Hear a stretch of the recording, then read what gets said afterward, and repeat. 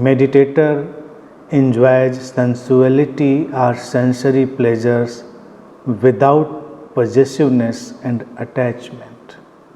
ध्यान ऐन्द्रिक सुखों में जाता है, उनका आनंद लेता है और बिना किसी पकड़, बिना किसी लगाव के। ध्यानी अपनी इंद्रियों से भागता नहीं है। सूत्र की बात यही है। मूल बात है ये समझना कि ये शरीर और मन, ये जो उपकरण हमको मिला है, इसके अपने सुख और दुख हैं। तो इंद्रियां जिन भी मामलों में हमें सुख देने में सक्षम हैं, उन सुखों में प्रवेश करना उचित है। उसमें कोई अपराध बोध रखने की आवश्यकता नहीं है।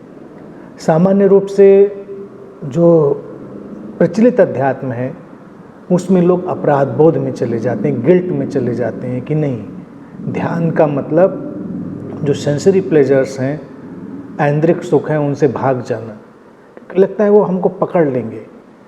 लेकिन मुख्य बात क्या है कि अगर हम जागरूक होकर अपने ऐन्द्रिक क्रियाओं में, सुखों में जाएंगे और कोई भी अटैचमेंट और पजेसिवनेस, पकड़ और लगाव अपने भीतर नहीं रखेंगे पूरी सचेतनता के साथ, तो इंद्रियां भी हमारे लिए द्वार बनेंगी इंद्रियों से पार के जगत के लिए। और ये हमेशा से एक धारा रही है, चूँकि लोग घबराते इस बात से बहुत रहे, इसीलिए इस पर विरोध भी रहा। भारत में देखिए, तंत्र की जो धारा रही, तंत्र की जो साधनाएं हैं, तंत्र की जो ध्यान विधियां हैं, वो हमारी इंद्रियों का, हमारे शरीर का पूरा स्वीकार करती हैं। उनसे युद्ध नहीं करती, उनसे लड़ाई नहीं लड़ती। लेकिन उसमें जो मूल बात तंत्र रखता है, वो यही रखता है कि सचेतनता और इंद्रियों से पार जाने की अभिप्सा, ये महत्वपूर्ण है। ऐन्द्रिक सुख ऐन्द्रिक सुखों के लिए नहीं, सेंसरी प्लेजर केवल सेंसरी प्लेजर्स के लिए नहीं, वो तुम्हारे लिए एक पड़ाव हैं, एक द्वार हैं, जहाँ से तुम इंद्रियों से पार के जगत में, अपने उस परम चैतन्य के जगत में जाओगे। तो तंत्र ने इसको हमेशा हमारे सामने रखा भारत में। इसीलिए जो तंत्र की ऐसी गूढ़ विधियाँ और दर्शन रहा, वो जनमानस का हिस्सा नहीं बन पाया, क्योंकि जनमानस को लगता है कि वो उसमें आसक्त हो ही जाता है। हाँ, थोड़ा सा एक ऐसा पैटर्न है कि व्यक्ति खींच लिया जाता है, लेकिन यहीं पर तो सारी बात है कि जब ऐन्द्रिक सुखों में तुम खींच ना लिए जाओ, तभी तो ध्यान घटेगा। तुम भोजन ही मान लो कर रहे हो, उदाहरण के लिए, अच्छा भोजन करना, उसमें कोई समस्या नहीं।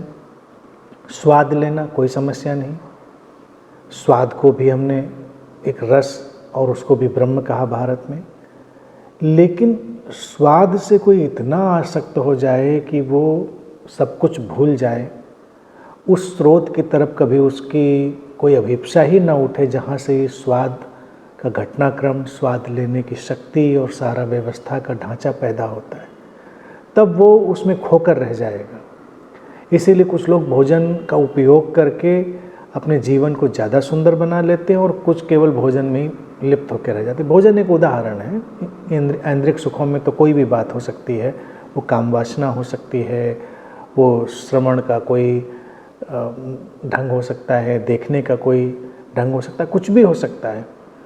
लेकिन अगर हम सचेतनता रखेंगे और पहले से ही अपने को इस बात के लिए तैयार करके चल रहे हैं, तो वो सब कुछ हमारे लिए एक द्वार बनेगा और उस परम की तरफ, अर्थात उस स्रोत, उस समग्रता, उस चैतन्य की तरफ ले जाने का माध्यम बनेगा। तो ध्यानी इसलिए डरता नहीं है, संसार से भयभीत नहीं होता, अपनी इंद्रियों से भयभीत नहीं होता, इंद्रियों के सुखों से भी भागता नहीं। वो होश के साथ, सचेतनता के साथ उनसे गुजर जाता है और बिल्कुल भी उसमें लिप्त नहीं होता, आसक्त नहीं होता।